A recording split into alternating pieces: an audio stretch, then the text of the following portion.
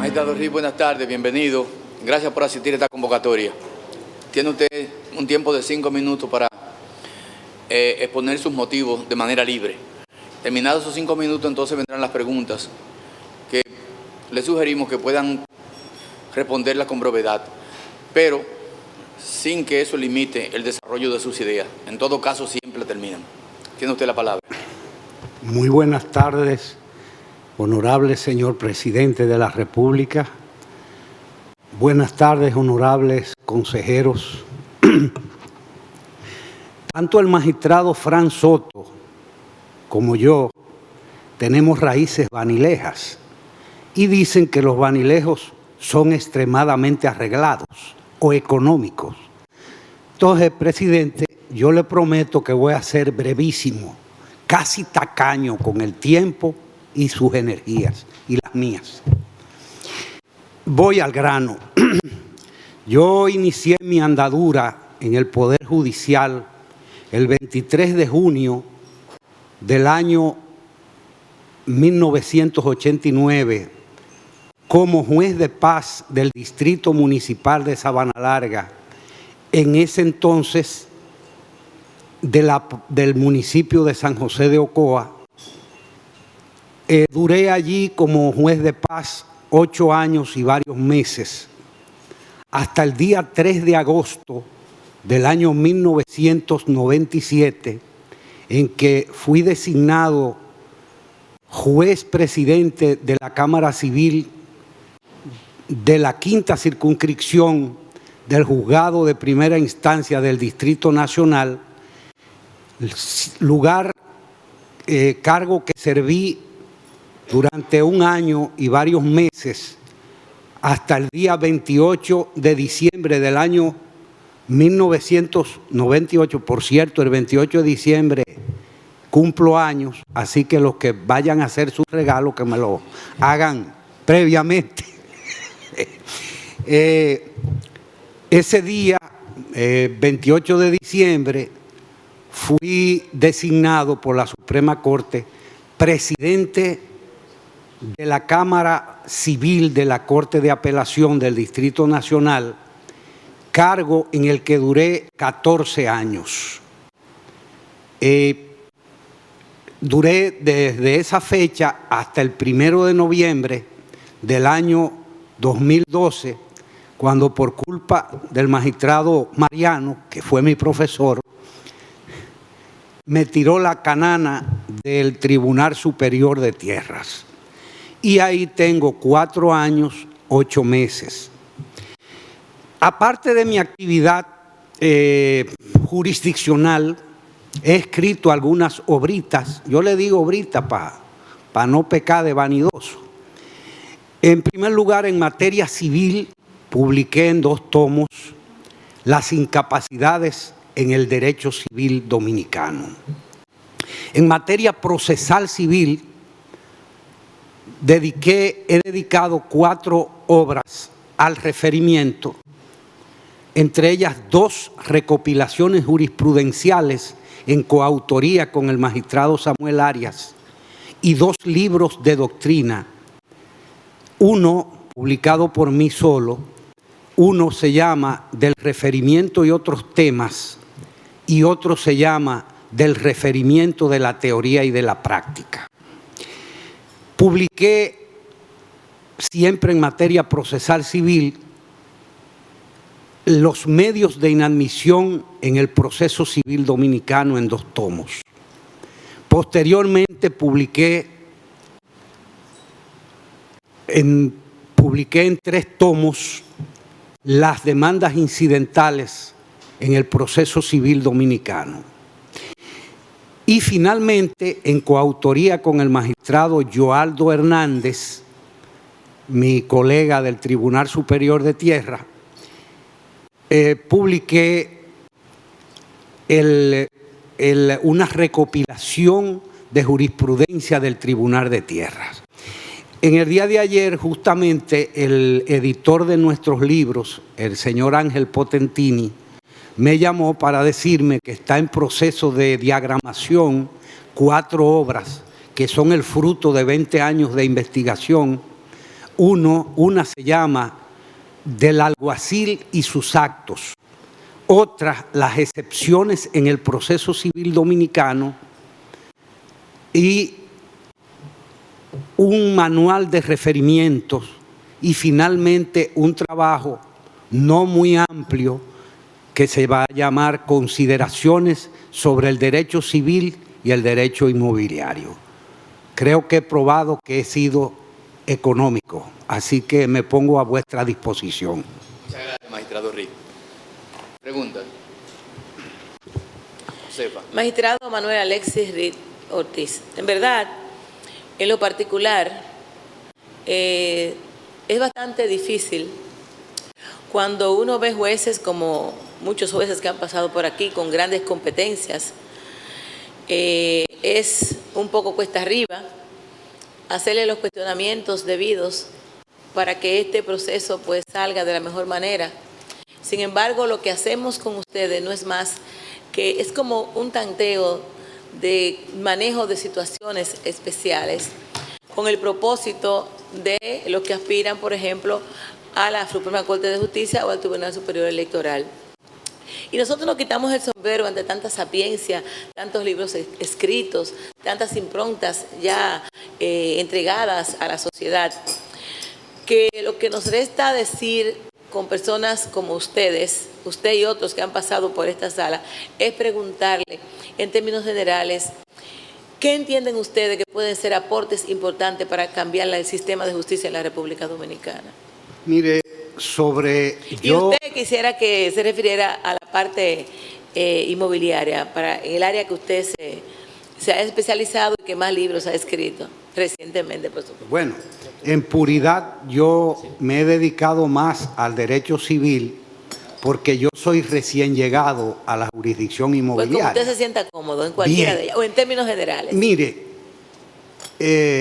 cuando uno oye hablar de la crisis en el sistema de justicia, hay que coger eso con pinzas.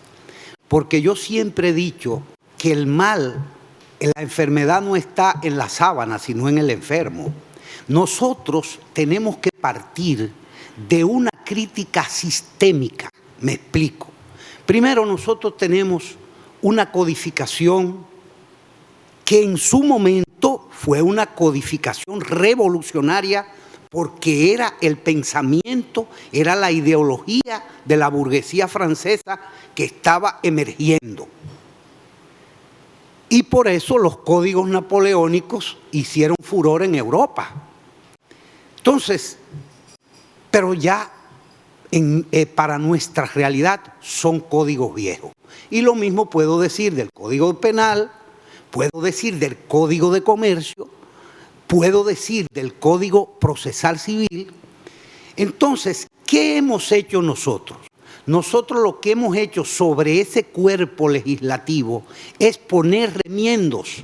Y decía Jesucristo con mucha razón que no se puede poner paño nuevo remiendo nuevo a paño viejo, porque se va a romper el paño, que es lo que se quiere curar. Entonces, ¿qué es lo que pasa? Segundo, por ejemplo, nosotros tenemos una legislación de organización judicial del año 1927, cuando nosotros todavía éramos una sociedad precapitalista, cuando el principal medio de transporte era los mulos y las bestias de herradura. Es decir, tenemos que ver el problema macro, no micro. O sea, de que poniendo un remiendito aquí, poniendo una cosita allí, no. Vamos a ver eso. Primero, yo saludo desde aquí y aprovecho que están ustedes, que son legisladores, que le metan mano a los códigos, al Código Civil, que es un código del año 1804, repito. Entonces, yo no digo, porque no voy a pecar de radical, yo no digo que se haga tabula rasa de los códigos, porque, por ejemplo, los franceses tienen una virtud y es que, por ejemplo, cuando ellos cambiaron ahora el régimen de las obligaciones, pero lo hacen sobre la base del fondo jurisprudencial que ellos tienen. Entonces, a mí me preguntan, ¿y qué tú vas a hacer en la Suprema? Bueno, la Suprema es una institución que tiene sus lineamientos. Yo no puedo venir aquí a decir, yo voy a hacer tal cosa, yo voy a hacer esto, porque no me debo a una institución. Entonces, yo lo que sí, y he escrito artículos sobre eso. Por ejemplo, aquí se habla de la mora judicial. Yo digo, señores, es que nosotros tenemos una organización irracional de los tribunales. Excúsenme que yo voy a hablar de esto, pero por ejemplo, en Asua hay más tribunales, hay unos juzgados de paz, o en Baní. Baní es uno de los pueblos más llanos que hay en el país. Sin embargo, hay juzgados de paz que están a 4 kilómetros de Baní. Cuando ya en Baní las calles están asfaltadas, o sea, hay movilidad. Entonces, vamos a agarrar, como dicen, el toro por los cuernos. Vamos a pensar en un cambio global, pero un cambio sistémico.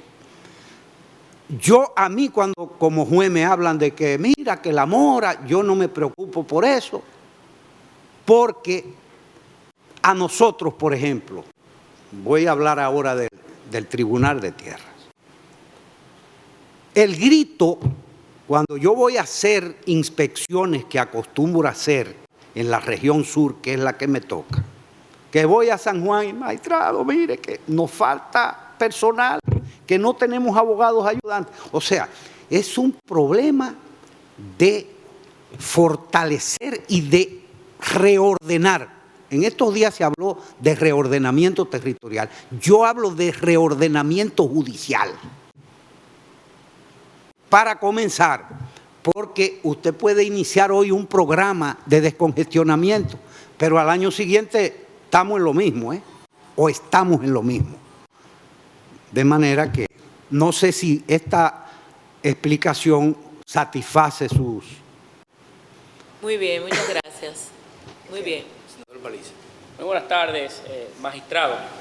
Usted es un ciudadano con una hoja de servicio conocida, de vasta experiencia en la judicatura, con buen nombre de una persona responsable. Siguiendo un poco la pregunta inicial de Josefa, nosotros que estamos evaluando otros magistrados con virtudes similares, y luego también de haber conocido una circular suya a sus empleados que lo hacen ser una persona o verse como una persona de pie sobre la tierra y muy directo. ¿Alguna anécdota personal o algún caso particular que usted le ha tocado ventilar que le pueda caracterizar o que nos puedan ilustrar a nosotros de su ideal particular de justicia? Mire, anécdotas las tenemos por cientos, porque el oficio de ser juez es un oficio, primero, sacerdotal, y es un oficio agónico. A veces yo nunca he sido, nunca he repudiado ni me ha repugnado que me hagan críticas. Ahora, como yo soy juez, yo digo, señores, critíquenme las sentencias, pero a veces nosotros en este país, lamentablemente, y a propósito de esa circular a la que usted hace mención, en la que yo pudiera haber pecado de haber actuado ab irato.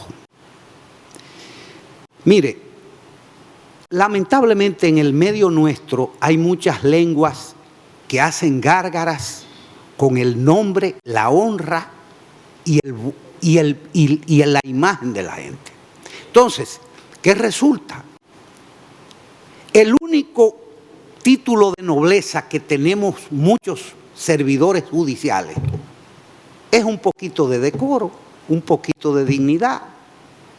Entonces, cuando a uno le atribuyen cosas, aunque uno tenga la sangre de maco, como dice el pueblo, con candela y puya hasta el diablo huye. Fíjense que yo hablaba ahorita, bueno, yo reconozco que en algunos momentos me he excedido, pero recuerde usted que en el capítulo 2, versículo 15 del Evangelio según San Juan, se narra que Cristo, que participaba de la doble naturaleza, de la naturaleza divina y de la naturaleza humana, actuó en ese momento ab irato para expulsar a los mercaderes del templo. Y si yo, excúsenme la falta de respeto, si yo le digo, levanten la mano los que algún día no se han incomodado, yo creo que hay problemas. De manera que, fíjese una cosa. Usted me dice de una anécdota. Recuerde que los jueces trabajamos con intereses creados. El juez unipersonal tiene la ventaja de que esos intereses los resuelve solo. Los jueces de un órgano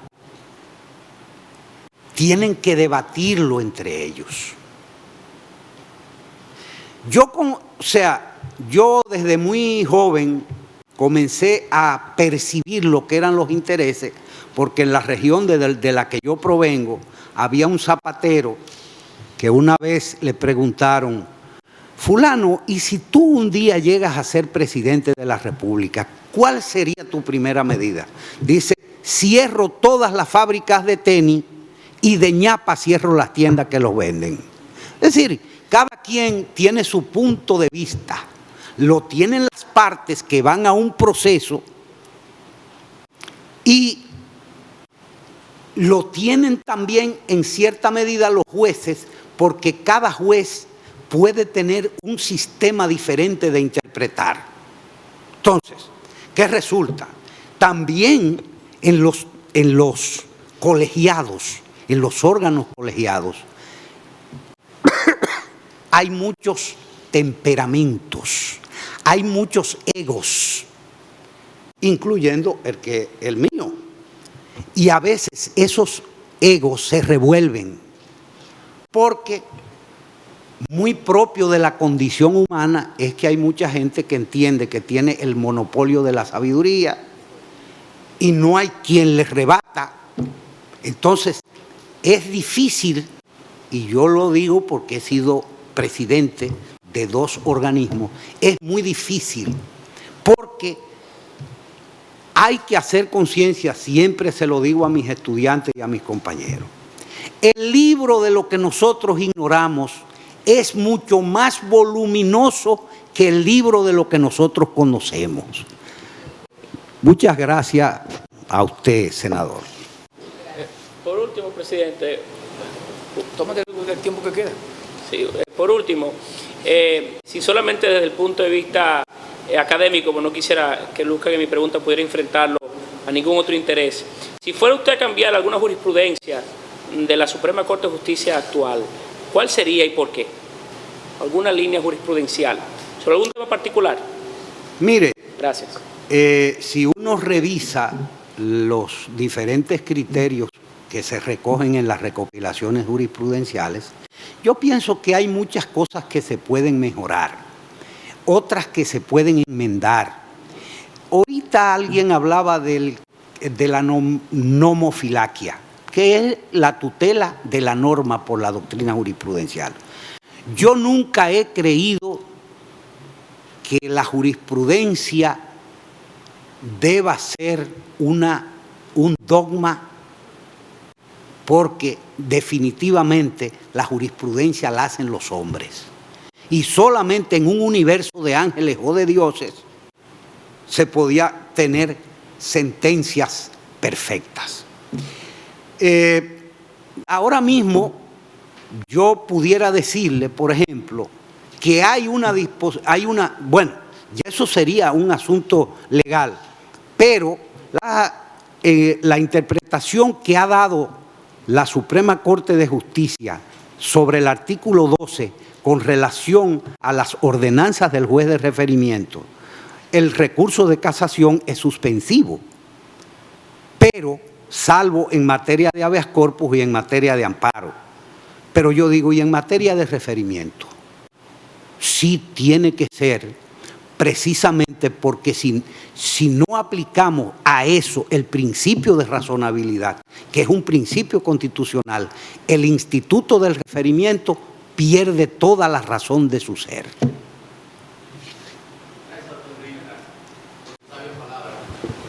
Gracias por asistir también. Pase buenas tardes y mucha suerte. Gracias a ustedes y buenas tardes. Saludos a los Martínez.